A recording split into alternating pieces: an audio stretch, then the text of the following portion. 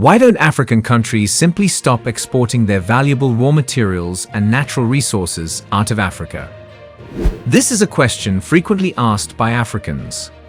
The answer lies in the historical exploitation by European powers. These powers have been buying these raw materials at low prices and converting them into profitable consumer products. African countries lack the necessary industries to process these resources themselves and sell them at significantly higher prices. Consequently, they are forced to continue selling raw materials to the very countries that colonized them in the past. However, there are signs of change. Some African countries are starting to ban the export of unprocessed raw materials as a means of promoting local value-added industries. Liberia, for instance, recently issued Executive Order 124 on November 23, 2023. This order temporarily bans the export of unprocessed rubber with the goal of strengthening the country's rubber industry. The aim is to encourage investment in local manufacturing and the production of finished products. This economic strategy, which has long been advocated by economists, is now being actively pursued. Nevertheless, there are challenges ahead. Firestone Rubber and Tire Company, which has been a dominant investor in Liberia's rubber sector for over 97 years, plans to contest the executive order. They argue that it undermines their business terms and conflicts with their interests. Firestone's history in Liberia dates back to 1926, when the Liberian government granted them a 99-year lease for 1 million acres at a remarkably low cost. Despite Firestone's substantial earnings from the sector, the visible benefits for the country have been limited. Liberia's move to ban rubber exports aligns with the broader Pan-African movements seeking to maximize the benefits of national resources, particularly raw materials, for the country. However, the timing of this decision may be seen as ill-conceived, given the strained relations between the United States and Liberia, due to recent US sanctions on top officials of the Liberian government. Some analysts question whether this executive order may have triggered these recent sanctions, as it predates them. This situation reveals the tactics employed by Western countries to exert pressure and influence African nations. Whenever an African country rises and asserts control over its natural resources, resisting their export to the West, it often faces intimidation and coercion that forces it into submission. The response of Firestone Liberia to the export ban and how the US government, a major supporter of Firestone's operations, will react remains uncertain. Similarly, the stance of President-elect Joseph Boakai, who advocates for revolutionizing agriculture and manufacturing of the country's raw materials, is not yet clear. Joseph Boakai has emphasized the need to diversify Liberia's economy, reducing its overdependence on public jobs. Many analysts and economists in Liberia believe that shifting away from a 100% reliance on exporting raw materials, such as rubber, timber, or iron ore, is the right economic strategy. This transition would ensure that a portion of the raw materials is used for domestic manufacturing, creating wealth for ordinary Liberians, attracting foreign direct investment, generating employment opportunities in the private sector, and fostering entrepreneurship to build a middle-class economy. The executive order sheds light on the significant challenges faced by Liberia's rubber sector, including issues of abuse, misuse, and theft. In response, the government is taking steps to formulate effective policies and establish institutional and regulatory frameworks to address these challenges, prevent setbacks, foster industry development, and stimulate overall growth. President George Weah signed the executive order in November 2023, immediately halting the export of unprocessed natural rubber from Liberia, unless otherwise instructed. The order defines unprocessed natural rubber as raw material tapped from rubber trees that has not undergone any processing altering its physical or chemical composition. This includes various forms of unprocessed or processed natural rubber. The order explicitly prohibits government agencies from issuing or authorizing export permits, for unprocessed natural rubber from Liberia within 30 days of the executive order. The Ministry of Commerce and Industry, in collaboration with the Ministry of Agriculture, is directed to make special efforts to facilitate access to domestic markets for Liberian rubber farmers in remote areas who heavily rely on cross-border trade in unprocessed natural rubber. Customs officers and law enforcement authorities at entry and exit points in Liberia, by land, sea, or air, are ordered to halt and prevent the exportation of all shipments of unprocessed natural rubber. Additionally, the order restricts the transportation or movement of unprocessed natural rubber outside rubber plantations between 8 p.m. and 6 a.m. Violations of these directives will result in prosecution by the Ministry of Justice.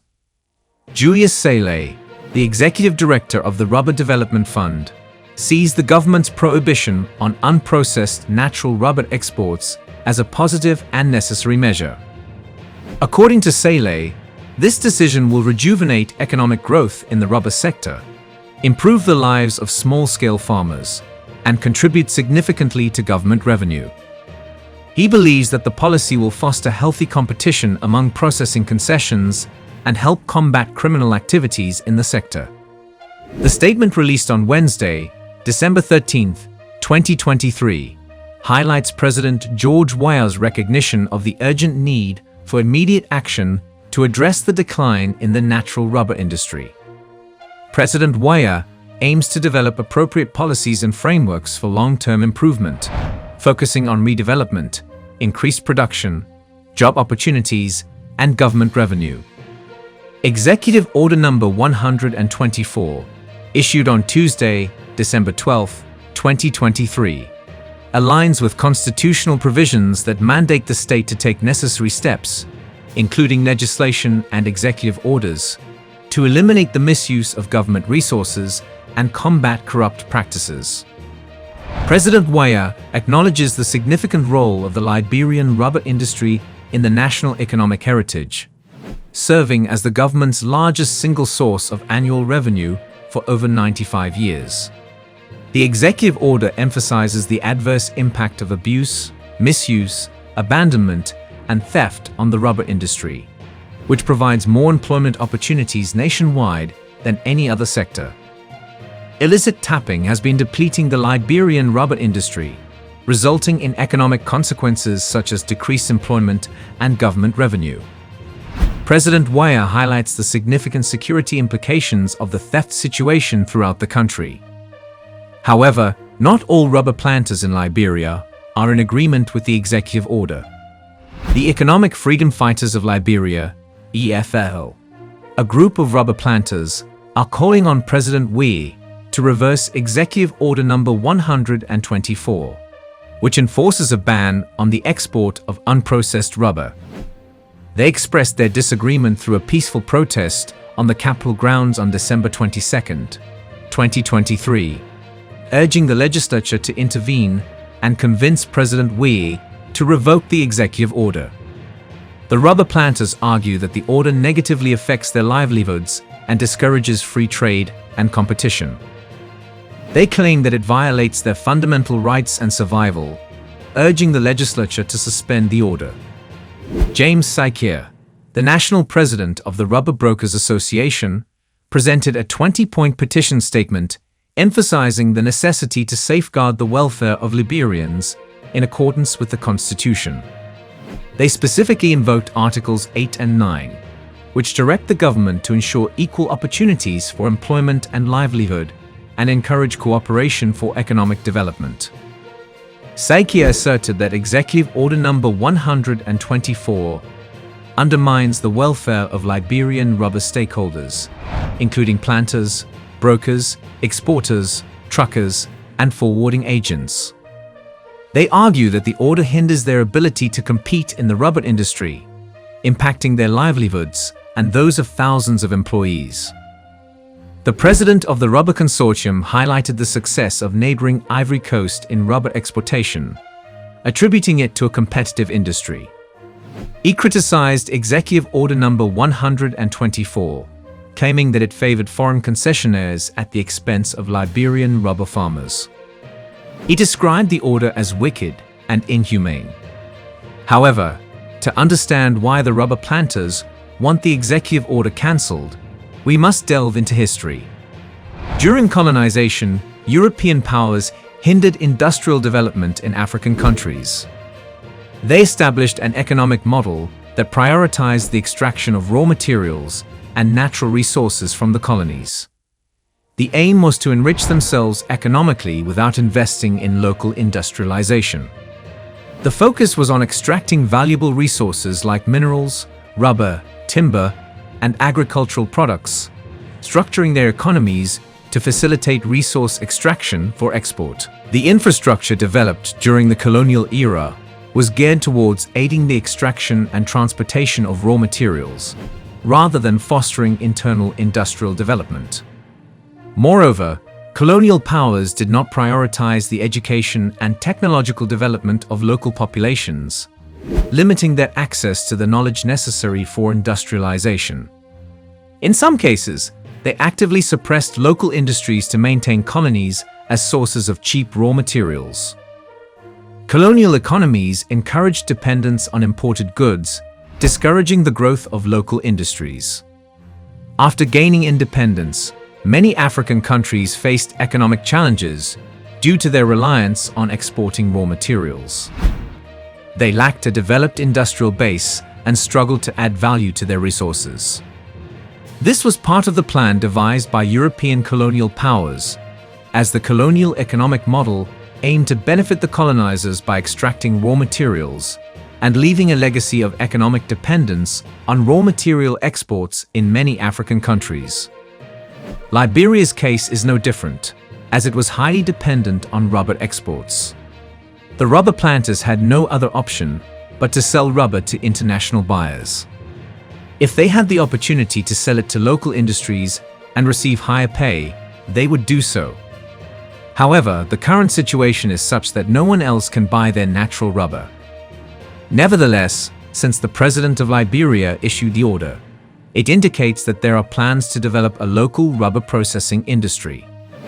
This industry would produce rubber products that can be sold in international markets. The revenues generated can then be reinvested to develop an autonomous and independent local rubber processing industry. Liberia's heavy dependence on rubber can be attributed to a history of betrayals and exploitations.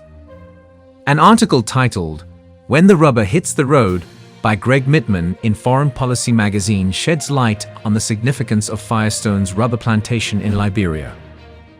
This plantation had a profound impact on the nation's economy, political landscape, and its connection to US history. During World War II, Liberia played a crucial role in rubber production for the Allies, with Firestone being a major player. In 1944, Firestone was the largest employer in the entire country. While Firestone's investment played a role in Liberia's path to independence, the company reaped significant benefits while putting the whole country at its disposal.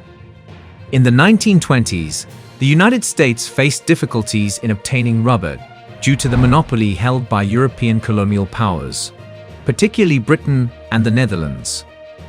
Recognizing the strategic significance of rubber, U.S. Secretary of Commerce Herbert Hoover collaborated with American rubber companies to secure a rubber source under U.S. influence. Harvey Samuel Firestone, a prominent rubber magnate, initiated a global search for suitable locations for rubber plantations. Firestone's experts conducted a soil survey in Liberia in 1923, and by 1926, the Liberian government granted Firestone a 99-year lease for 1 million acres at a very low price. Firestone established the world's largest rubber plantation, primarily using non-native South American rubber trees. The US State Department approved the deal to keep Liberia within the American sphere of influence. Additionally, Firestone received a $25 million loan, further cementing American corporate dominance. Originally, the Firestone plantation was envisioned to employ 350,000 people. However, Unrealistic labor force requirements led to challenges. The Liberian government, under pressure, imposed high quotas on local chiefs, leading to forced labor and the displacement of people. The project disrupted communities, and complaints arose about the difficult choice between forced labor and immigration. As part of the agreement, Firestone assisted Liberia in paying off foreign debts and developing a rubber exportation harbor. In return, Firestone gained complete control over Liberian revenues until the loan was repaid. Over time, the loan claimed a substantial portion of government income, reaching 54.9% in 1931. The Firestone model in Liberia was characterized as an export of the company-town concept from Ohio, with the company overseeing various aspects of employees' lives. During the Great Depression, as rubber prices fell, Firestone scaled back its plantation development, causing financial strain on the Liberian government. Workers protested low wages, hazardous working conditions, and inadequate housing in the 1940s. The conspiracy between Firestone and government officials to keep wages low and coerce workers onto the plantations was overlooked or even considered a form of development. The Firestone loan was eventually paid off in 1952. Liberia's establishment was not solely based on goodwill or assistance from the US, but rather motivated by the US' desire to have its colony that could provide natural rubber. Graham Greene's 1936 work, Journey Without Maps, portrays Firestone as a purely commercial entity focused on rubber and profits. Greene raises concerns about whether labor on the Firestone plantation was voluntary or coerced. He highlights the hierarchy within the plantation, emphasizing the stark contrast between the luxurious living conditions of Firestone personnel and the negative perceptions held by Liberians, who regarded them as the official enemy. During the 1980s, when rubber demand declined, Firestone laid off 5,000 workers, leading to local resentment. In June 1990, during the First Liberian Civil War, the National Patriotic Front of Liberia seized control of the Firestone plantation, resulting in the evacuation of US personnel. In 2005, Firestone and the Liberian government entered into a new 37-year agreement, increasing the lease fees. Firestone has faced significant labor controversies, with Liberian workers alleging serious abuses, including exploitative child labor amounting to modern-day slavery. Workers claim that the company's demands for daily quotas force them to involve their children in strenuous and hazardous conditions. Firestone's president has disputed these allegations, stating that each tapper works approximately 650 trees a day, requiring 21 hours of work daily. This, in essence, constitutes a modern form of slavery in Liberia. In May 2006, a report from the United Nations mission in Liberia revealed human rights issues on Liberia's rubber plantations. Firestone managers admitted to ineffective monitoring of their policy against child labor.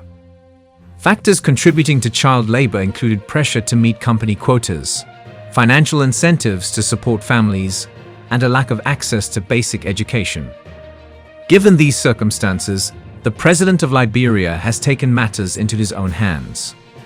This situation is not much different from what Ibrahim Traoré is attempting to do with Burkina Faso's gold, or what Niger's military junta is attempting with the country's uranium. Even though these countries had long-standing agreements, the collapse of these agreements has already begun. This has led to a bottleneck in the rubber supply to the West. Previously, the West could purchase natural rubber at low prices and convert it into expensive consumer products. These finished products would then be imported back to Liberia and other African countries, including Liberia itself, which paid significantly higher prices for products made from their raw materials. The cost difference between raw rubber and its finished products was substantial. Unprocessed rubber, whether in latex or dry coagulated form, is a commodity whose affordability is influenced by global supply and demand, weather conditions, and political stability in rubber-producing regions.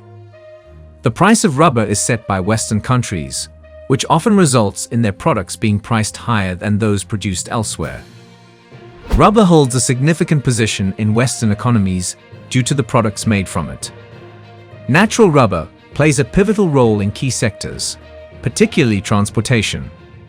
Tires, which consume around 70% of global natural rubber, are indispensable in various vehicles, from high-performance automobiles to agricultural and bicycle tires. Europe, the US, and Canada together hold nearly 30% of the global automobile market, highlighting the potential impact of a rubber ban on the West's automobile industry.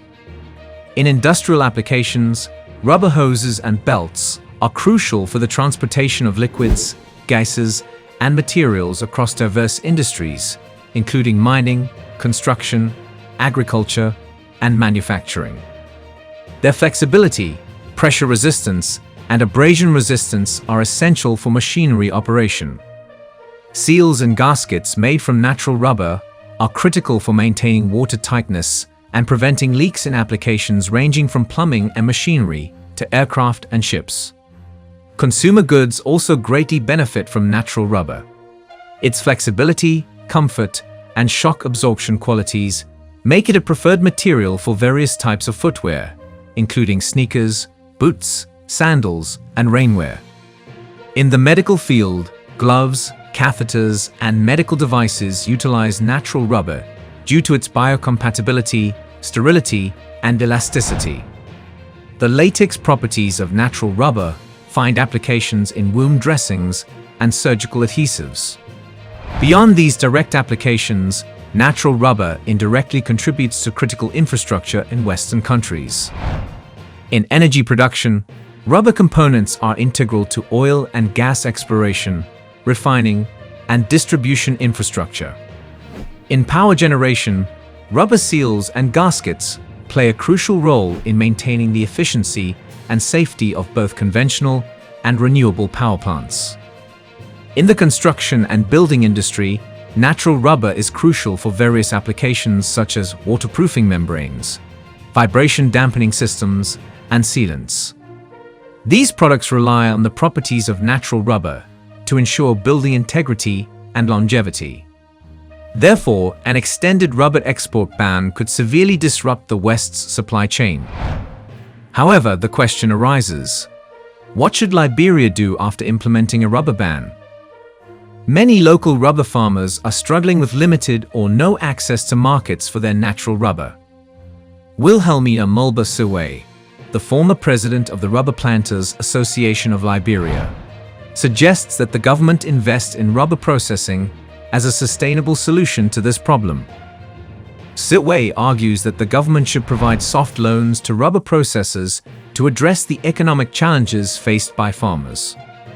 Reports indicate that approximately 46,000 smallholder rubber farmers across the country are facing difficulties in finding buyers for their natural rubber. However, Firestone, the largest rubber buyer in Liberia, disputes this claim, stating that the company still purchases rubber from farmers, although in limited quantities. Nevertheless, since there is only one buyer in the country, farmers are compelled to sell their rubber regardless of the low prices offered. This makes it crucial for Liberia to invest in establishing a local rubber processing industry. Liberia should focus on developing industries capable of utilizing processed rubber to manufacture consumable products within the country. By doing so, Liberia can generate significantly higher revenues than it currently does. This would help fill the supply gap and create value-added products. Ultimately, Liberia could boost its economy and transfer benefits to local small-scale planters. The decision by Liberia to ban rubber exports raises important questions. Will it indeed hurt farmers and planters who heavily rely on rubber exports in the short term? We invite you to share your thoughts in the comment section below on how African countries can break free from systemic exploitation today.